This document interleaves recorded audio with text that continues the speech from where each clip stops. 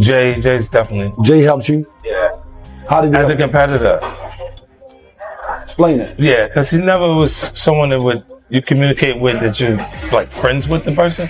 But I always respected him because he was never an actual competitor in actual fact. He was someone who was a competitor through perception. Jay-Z is setting Diddy up. How close was Diddy and Jay-Z? They was close enough that they wasn't playing basketball. They wasn't playing baseball. They wasn't playing football.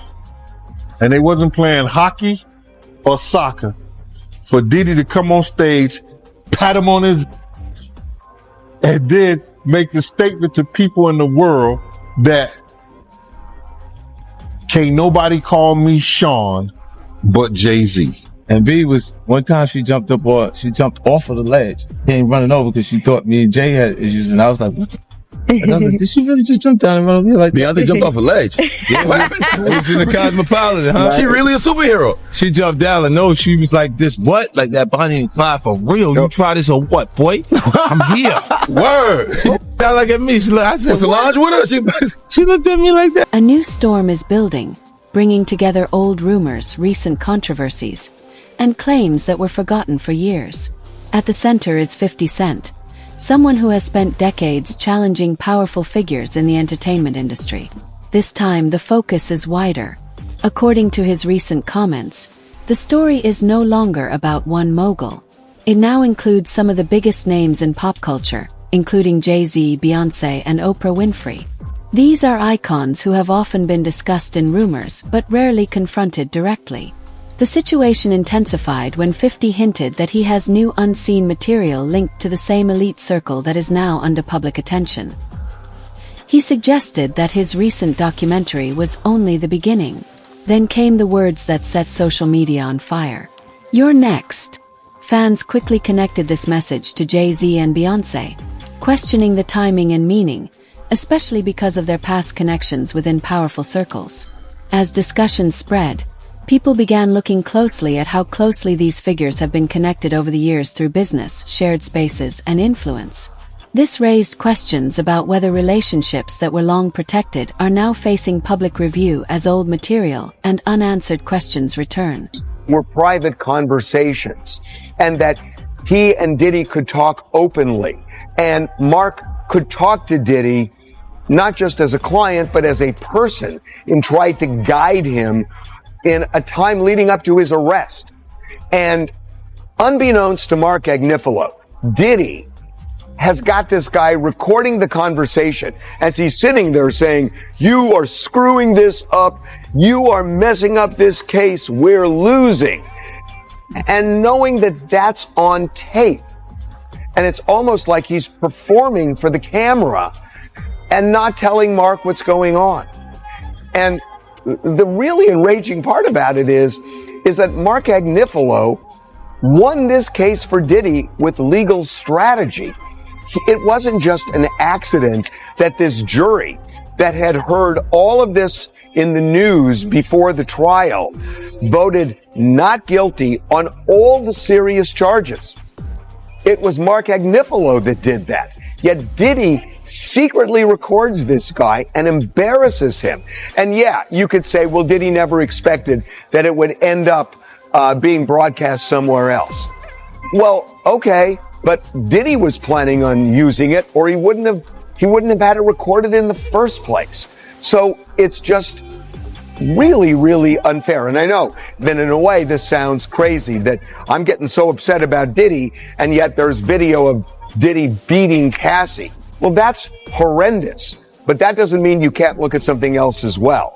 And I just think, as a lawyer, I just think this is just so outrageous that he would do something like this, and not even understanding what Agnifilo's legal theory was. Because I will tell you that when we did our first documentary on Diddy, which was 8 months before the trial, Mark Agnifilo said to me on camera that he is going to tell this jury that this was a successful black man that prosecutors were trying to take down because they couldn't get into his bank accounts because they were clean, and he couldn't deal with they couldn't deal with taxes because he wasn't committing tax fraud. So they go into his bedroom. And that's what Mark Agnifilo said 8 months before. And he goes into the trial and he essentially wins that argument. Whether you believe it or not, a jury that sat through the whole thing, they believed it. And ultimately they convicted him on this BS Mann Act thing.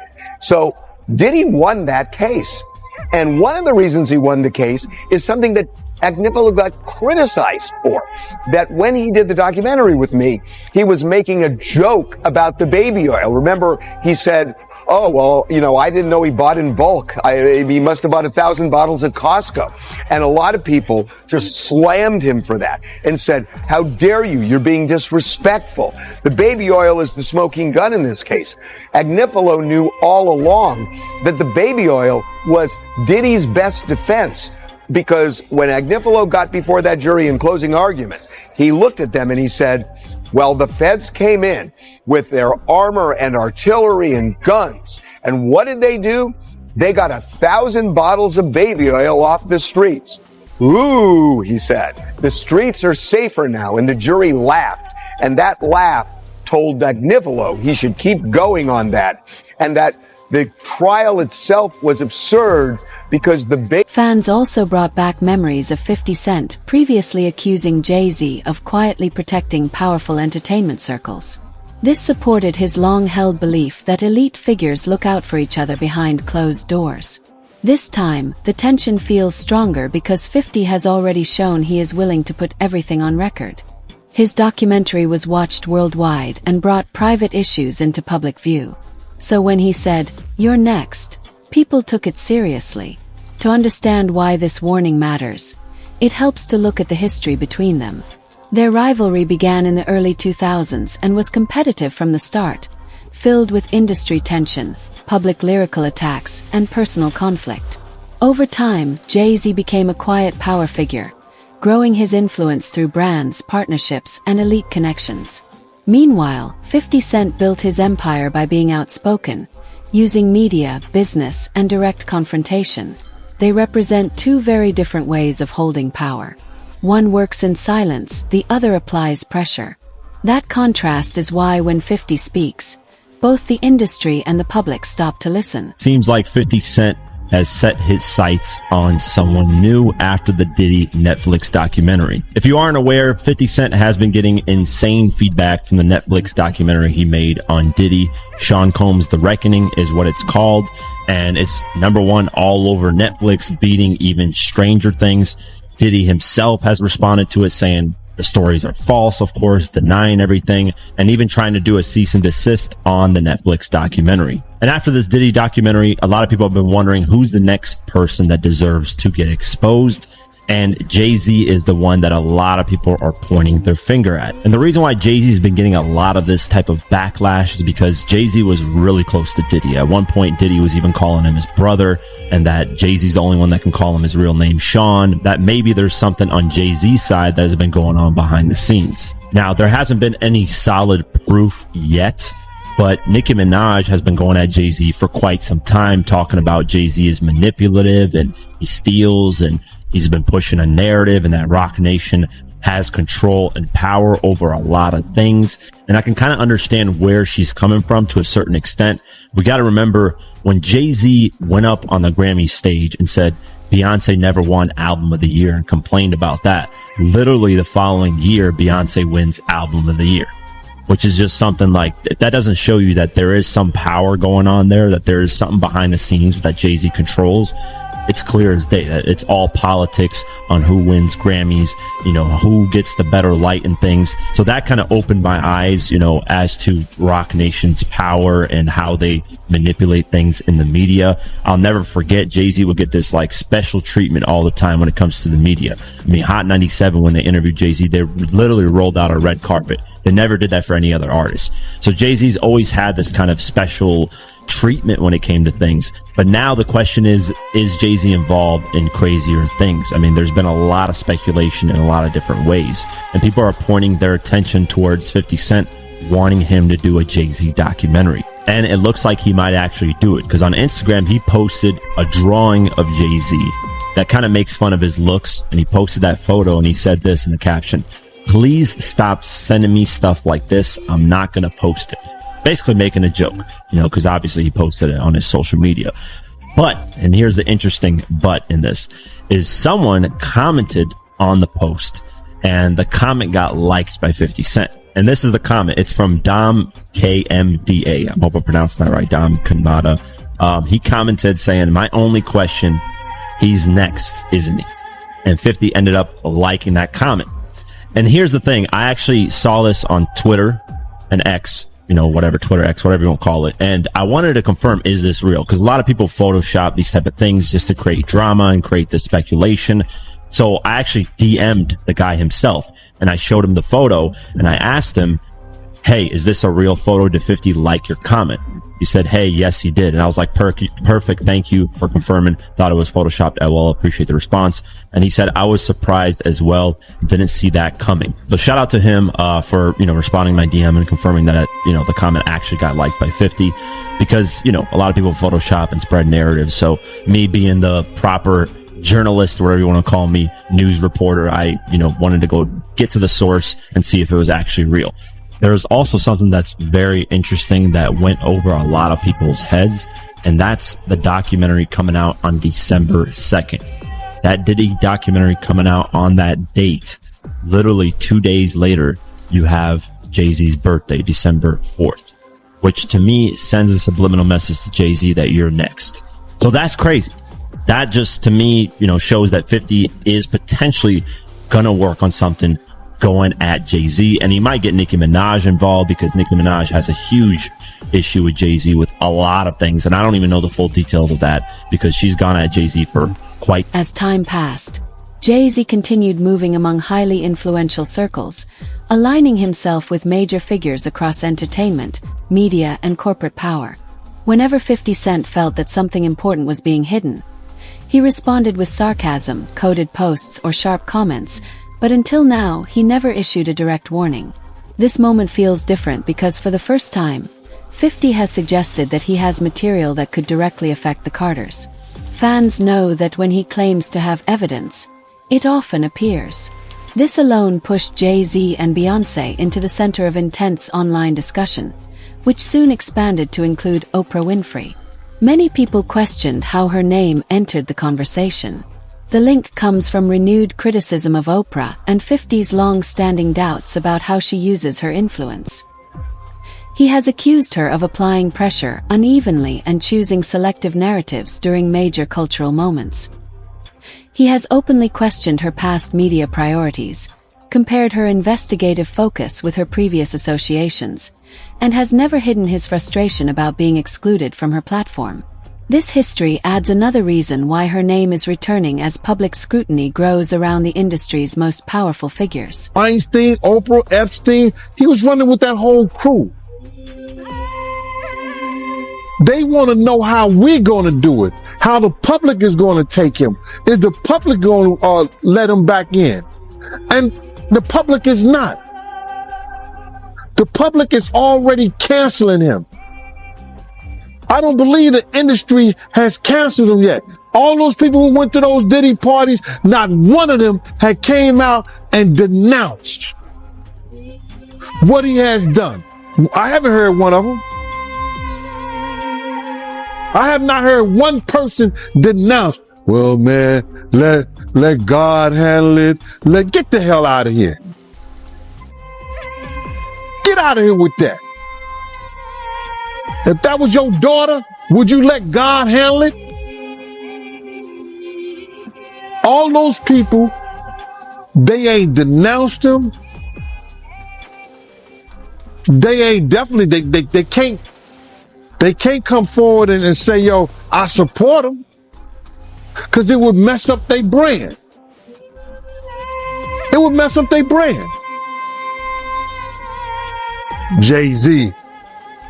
We the only one could call each other Sean.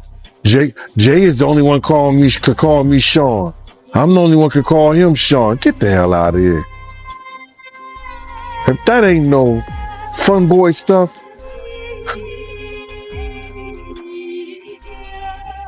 But you ain't had not one person, brother, not one person sit there, denounce what he did. The story goes even deeper as long-standing criticism of Oprah Winfrey has resurfaced during renewed industry debate. Over the years, several well-known Black entertainers have spoken publicly about negative experiences in high-profile interviews or business situations. They described moments where they felt misrepresented, misunderstood, or undervalued. 50 Cent has openly supported many of these viewpoints. Additional attention has also returned to past controversies tied to Oprah's international initiatives, which, although investigated and clarified over time, still left lasting questions in public discussion. While more extreme online theories have appeared and were largely dismissed as unfounded, the debate continues to shape public perception.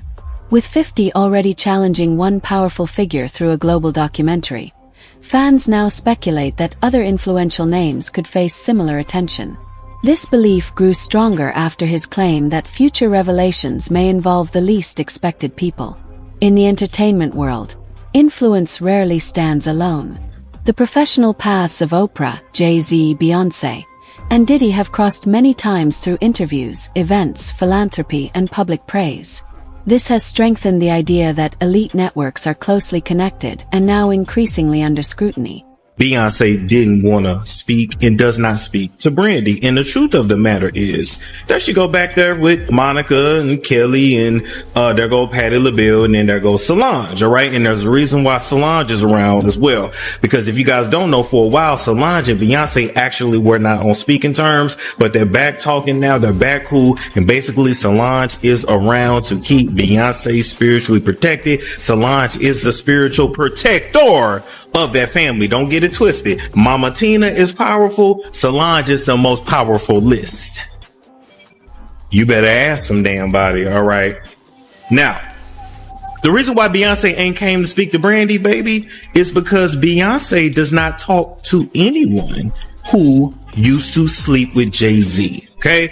Whether you guys know it or not, and I have to say allegedly, right? Jay-Z and Brandy used to talk back in the day. And by back in the day, I mean like late 90s type stuff, right? Brandy always kept Jay-Z on the low back in the day because, quite honestly, he was too ugly to be out in public with. I'm just keeping it real. To claim him publicly, he was too ugly back in the day. Now, when you try to search up pictures of Jay-Z and Brandy, you will find... Hold up, let me see. Hold up. Let me see, because I thought I had a picture of them two. Brandy and Jay-Z. Now this would have been from let's see, Beyonce, Jay-Z, Brandy and Jay-Z. Okay, there we go. Now this picture of them was in 2002. All right, and this was I think was at one of her album release parties, if I'm not mistaken. This was a year after Moesha Rap, because Moesha went off air in 2001. Yes, he was dealing with Beyonce at the time as well, and Blue Cantrell. He was, let me tell you, Jay-Z was laying it low and spreading it wide. Jay-Z was one of those dudes in the industry that, you know, you messed around with. He piped you down, but before he was really him, you did not claim him publicly because he was just simply too ugly. It was what it was. But Jay-Z was in love with Brandy then. He's not in love with her now, but he still has love and feelings towards her. He's one of those people that feels like once he done had you and once he done loved you, he always feels like he has like possession over you. Jay-Z is one of those kind of men, baby. I don't know if they told you. Jay-Z is extremely jealous, extremely controlling, and extremely possessive. That's another reason why. Hold up. Where'd the picture go? Wait a minute. Where'd the picture go? That's another reason why Beyonce up here. Wait. Anyway, y'all get the point. That's another reason why Beyonce, over the years, a lot of the music that she's made, it's always been with him. A lot of the remixes, it's always been with him or somebody that he approves of her to work with. Okay. Jay-Z was so damn controlling, he didn't even want her father, talking about Matthew Knowles now, he didn't want her father managing her anymore, and he stepped in. And if y'all notice, when Jay-Z stepped in as Beyonce's manager, the music changed, everything changed, and the money started to get effed up. But that's another story for another day. We're not getting on that right now. We sticking with Brandy and Jay-Z right now. So they started messing around on the low in the 90s. Even to the early 2000s, they were still messing around. I'm not exactly sure which year the relationship officially ended, but just know that Jay-Z was just basically good for, that was what he gave. He gave big, I don't know no other way to put it, but he was like, for the ladies that's watching, you know, like, if you ever dealt with like a tall, ugly with big pipe, you went to him to get piped down, but you would not like ever like claim him like that because he was just super ugly. He was what it was. And before he really blew up, didn't nobody want to be seen with him like that. It is what it is. And quite frankly, Jay-Z dated a lot of your favorite female stars from back in the day, but they